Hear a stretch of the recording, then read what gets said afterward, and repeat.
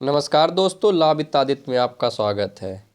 हम जानते हैं पैसा दुनिया की सबसे बड़ी चीज़ है, लेकिन पैसा ही किसी व्यक्ति के पास आ जाता है तो उसे उधार मांगने वालों की लाइन लग जाती है। या उधार मांगने वाले कोई और नहीं, अपने ही होते हैं।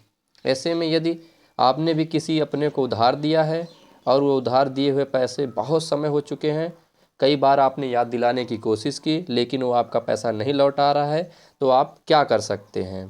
तो ऐसे में आप कानून की मदद ले सकते हैं और अपना पैसा वापस पा सकते हैं। उधार का पैसा वापस पाने के लिए कानून क्या कहता है और आप उसके लिए क्या कुछ कानूनी कार्रवाई कर सकते हैं, तो हम आपको पहले ही स्पष्ट कर दें कि कानून में सब काम करने के लिए सबूत साक्ष्यों के आधार पर ही चलता है।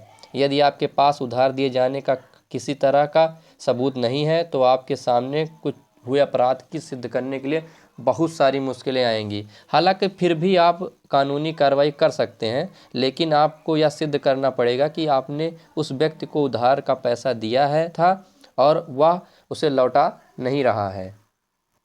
तो इसके लिए आप पुलिस थाने में जाकर आईपीसी की धारा 420 के तहत केस दर्ज करवा सकते हैं। आईपीसी की यह धारा धोखाधड़ी व जालसाजी से जुड़ी हुई होती है। इसके बाद पुलिस इस पर उचित कार्रवाई करेगी और आपको न्याय दिलवाएगी। अब यदि वह व्यक्ति आपको उधार का पैसा वापस देने के लिए चेक देता है और आप उस चेक को बैंक में लगाते हैं लेकिन वह चेक बाउंस हो जाता है, तो आप इसके विरुद्ध भी केस कर सकते हैं। चेक बाउंस होने का अर्थ हुआ कि सामने वाले व्यक्ति के खाते में पैसे ही नहीं हैं और फिर भी उसने आपको चेक बना कर दिया।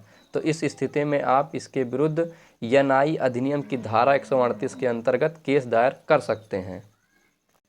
अब यदि आप इस धारा के अंतर्गत केस फाइल कर देते हैं तो व्यक्ति को 30 दिनों के अंदर अंदर आपका उधार का पैसा चुकाना होगा।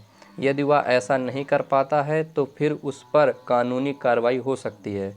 30 दिनों के बाद पुलिस को उस पर आपराधिक और धोखाधड़ी का मुकदमा दर्ज करने की स्वतंत्रता होती है। तो कुछ इस तरह से आप अपने उधार के पैसे को कानूनी नियम से वापस ला सकते हैं।